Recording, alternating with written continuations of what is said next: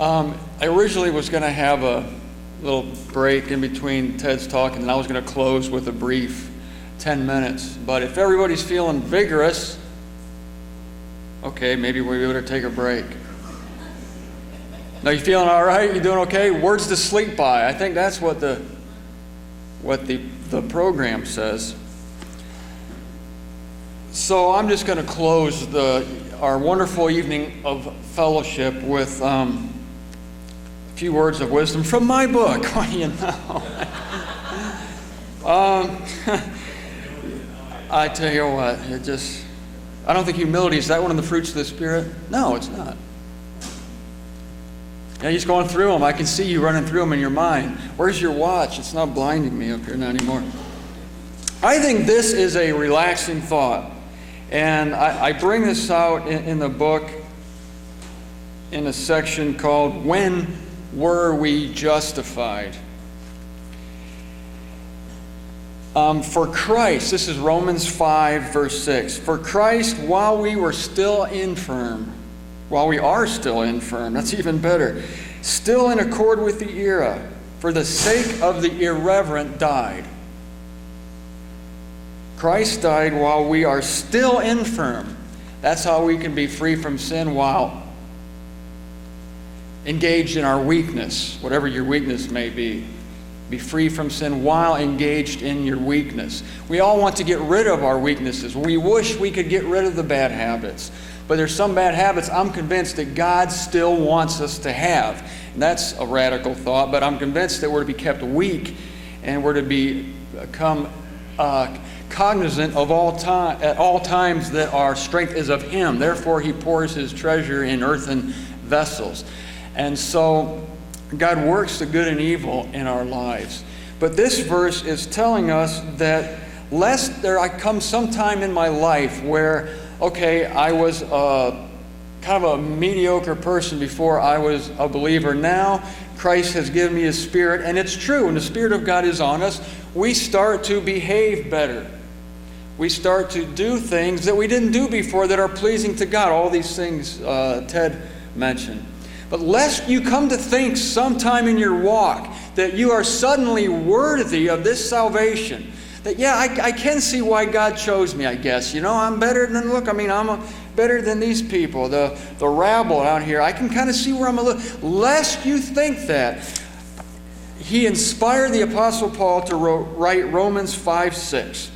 For Christ, while we are still infirm, still in accord with this era that's passing by, while we were still focused on everything that this life has to offer, that's when He died.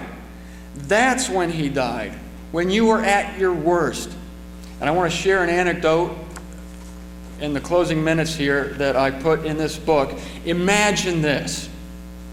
You're a father of a teenage, a son. Father of a teenage son. He comes home 2 a.m, drunk. Shirt's undone, he staggers in, knocks the lamp over. And he doesn't want to meet your eyes because he knows he's done wrong. He just wants to get down the hallway and go to bed. But you flip on the light. The son recoils. He's ashamed. And by this time, your wife is at the bedroom door with their arms crossed, and everybody's looking at your son. And your wife's looking at you. What are you going to do? What are you going to do about this? Your son, I'm going to call him Jimmy. He's afraid. What's going to happen? At that time, you go into the hallway closet. You get a camera out of the closet. You hand the camera to your wife, and you say, I want you to take a picture with me and Jimmy. Your wife thinks you're crazy, but she hands you the camera anyway, and you get your son, and he's drunk, he's ashamed. You put your arm around him, and you ask your wife to take the picture, and she does. And the next day, you take that photo to your boss. Have I ever shown you my son Jimmy? I love this boy. He's my only son, and this is me and my son Jimmy. I love him more than I love myself. On the way home in the subway, you see a stranger. I have a son. This is him. This is me and my son Jimmy. I love this boy. I'd give my life for him. Christ has presented us to the Father, not in our best condition, when we were doing good works, when we were behaving ourselves. It was while we are still infirm, the worst moment of your life. Picture it. The most embarrassing, unspiritual, sinful, degrading thing you've ever done. That is when the snapshot was taken of you. And that is when he went to the cross. And that is the moment he said, "This is my son or my daughter in whom I am well pleased." That is the picture he shows the universe. And that is why you're justified from sin. And that is why you can't blow it. You cannot blow it because he did his best for you at your worst. What could you possibly do now to improve upon it? You can't improve upon it when you realize this. I'll say it again. He did his best for you while you were still irreverent. You can't improve upon that. It's finished. And that's the snapshot. And that's what I want you to see. Lest you think at any time that this was something you had accomplished by any work whatsoever. It's the work of Christ. And while we were still irreverent, that's when he died. That's a truth that really just sets me at ease.